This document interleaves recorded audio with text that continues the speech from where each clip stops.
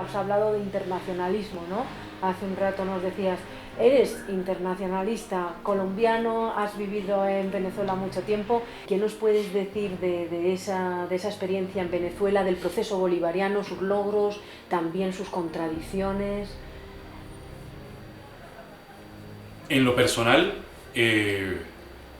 pues la posibilidad de haber vivido en Venezuela y de haber estado en otros lados es también la posibilidad de encontrarme con parte de la misma tierra de uno, con el mismo pueblo de uno, también con sus matices, sus diferencias, pero de ser parte de un mismo pueblo.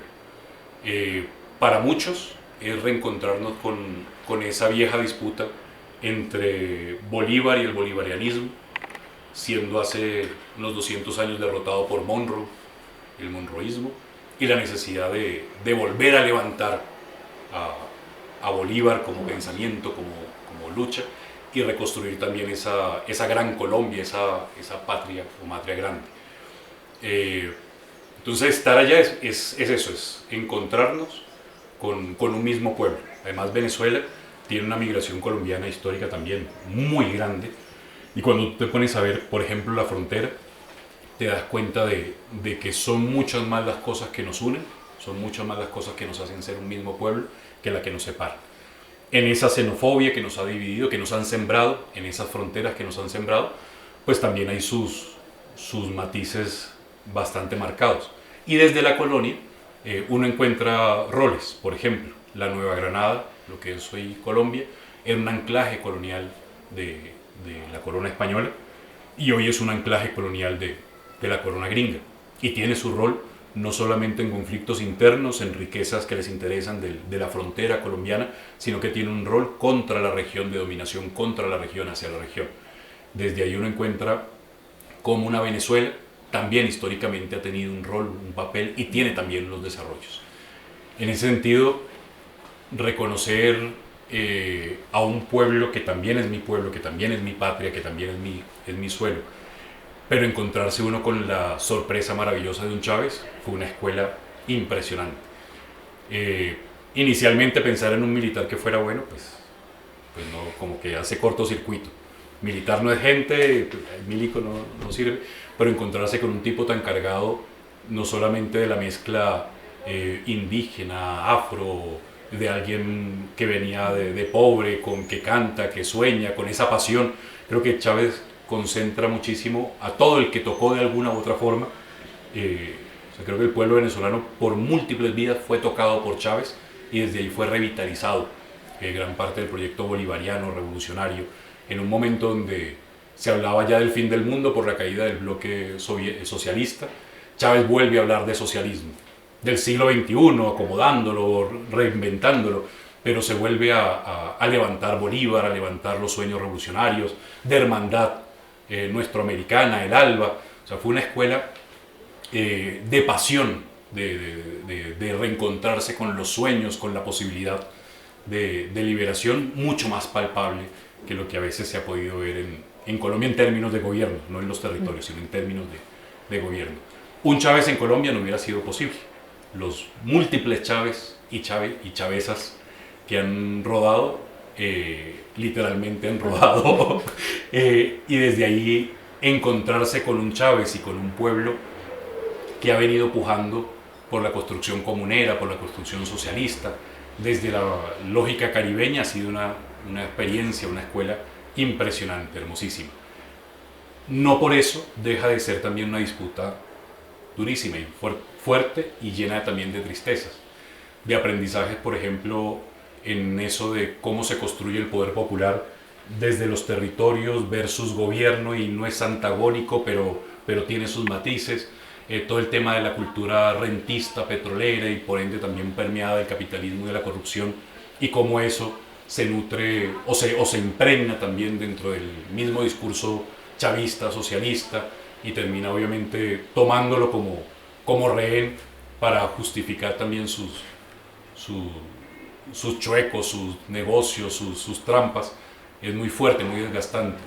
Ver como una cultura de un pueblo muy marcado también por el rentismo, y en momentos de mucha plata, pues obviamente hay abundancia, entonces ¿para qué producir? ¿Para qué generar otros cambios culturales?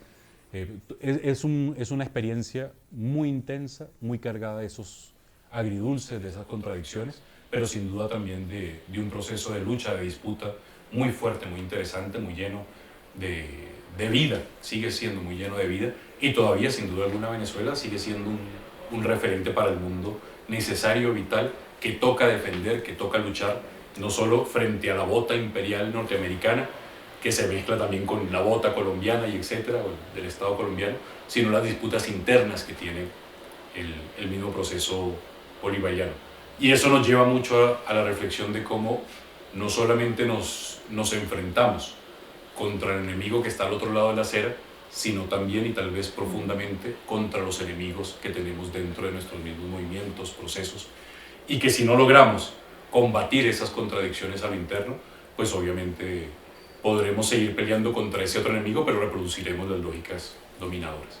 Entonces, en ese sentido, eso, Venezuela ha sido un hogar, un lugar también propio, en términos identitarios, en términos de afectos, de familia, de escuela, y ha sido sigue siendo un emblema pues, de liberación, de emancipación y de disputa de ese proyecto revolucionario. Por eso está siendo tan boicoteado, ¿no? Aun a pesar de todo, el hecho de que se esté construyendo poder popular, se podría decir, poder comunal, ¿cómo lo llamarías? En lo que entendemos, poder popular, comunal, va muy de la mano, tal vez no habría muchas diferencias. Creo que Venezuela, además de sus riquezas, de lo que representa económicamente, que sin duda es un bastión minero-energético muy importante para las grandes potencias en este momento, pero también su ejemplo, su referencia, sigue siendo también objetivo de poder aniquilar. Y ahí volvemos también con el tema de la espiritualidad, un lugar que nos inspira el amor por la liberación, que nos inspira el amor también por la emancipación, es peligroso y desde ahí tiene que ser cortado.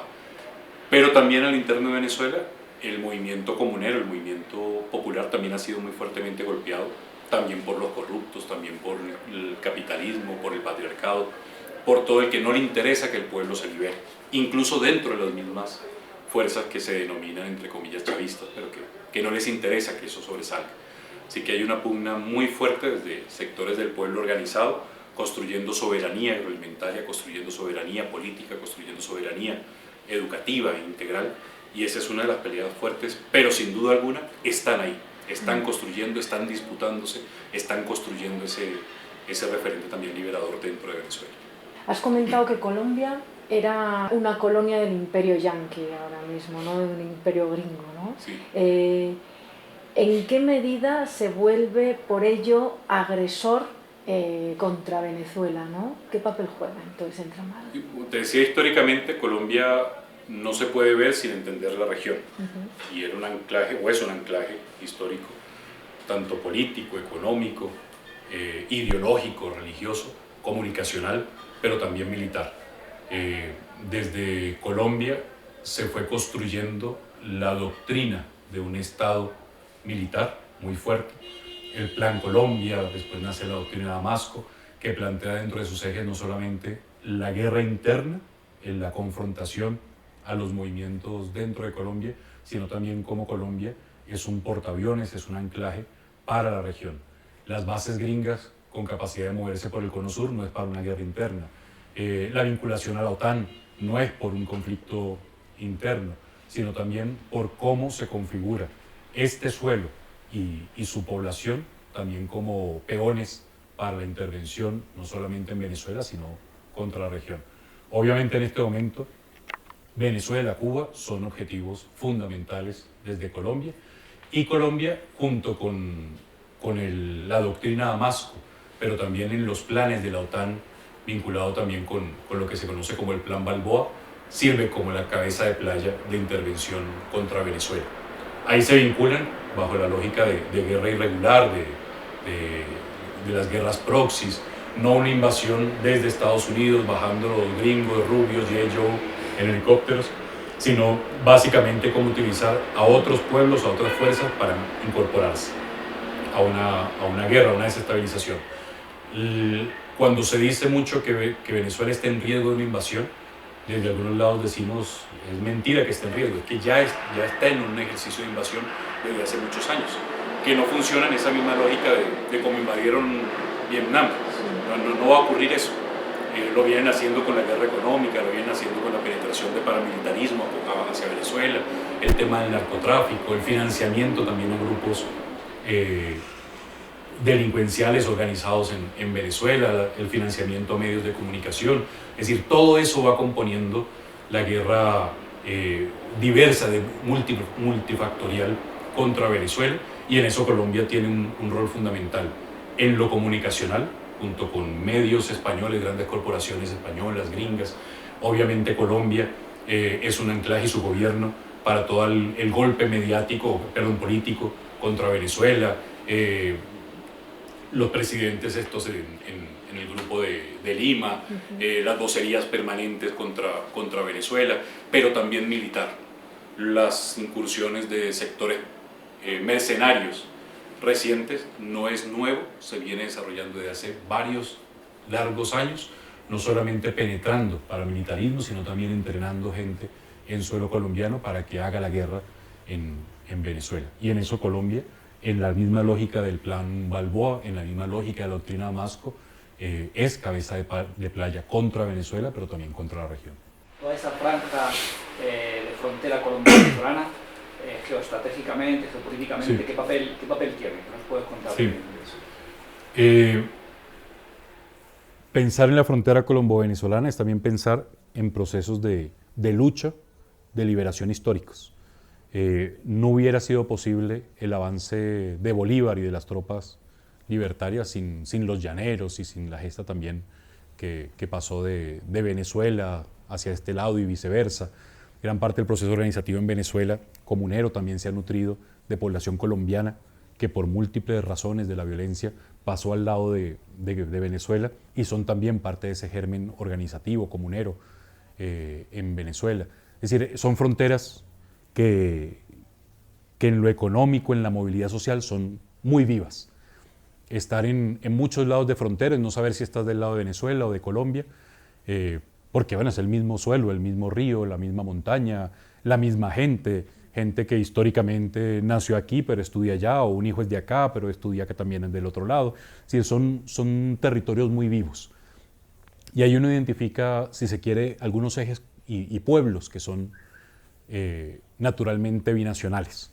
El pueblo guayú, los pueblos indígenas, el pueblo barí, el pueblo llanero, toda la zona del Catatumbo, es decir, la parte andina, son geográficamente, son culturalmente, son territorialmente pueblos que van muy de la mano. Por ejemplo, las movilizaciones que se están haciendo por defender el páramo de Santurbán. Creemos que es un ejercicio, bueno, por allá, una sierra, pero resulta que esas son las principales fuentes de agua que nutren gran parte de los ríos en Venezuela y que desembocan en el lago de Maracaibo, en el lago de Coquibacoa. Es decir, hay una vida ahí muy fuerte. Y así como hay una vida, una armonía, una comunidad, unos ríos y una naturaleza que no tiene frontera, pero que está ahí muy viva, pues también hay unas estrategias de dominación que son fundamentales. Hay territorios ahí que son fundamentales para la dominación por la riqueza de petróleo, de coltán, de carbón, de oro, de agua, de biodiversidad, que son impresionantes, y por eso también gran parte de la guerra en la frontera colombo-venezolana se ha centrado de forma muy, muy fuerte, muy violenta, de forma histórica. Y en el último tiempo, después del surgimiento del Plan Balboa, se definió a gran parte de ese territorio fronterizo como la media luna, que va desde la frontera guajira, con lo que sería, ya llegando a la parte llanera, como una zona estratégica de intervención contra Venezuela. Allí, esa estrategia que también ha venido cambiando, pero que básicamente conserva esa lógica de la media luna, resulta vital en esa estrategia de penetración para poder intervenir. Allí se encuentran movimientos comuneros de resistencia muy fuertes, del lado de Colombia, producto también de la guerra, presencia también insurgente armada, y como decía, ocupar por sus riquezas, ocupar por su ubicación estratégica.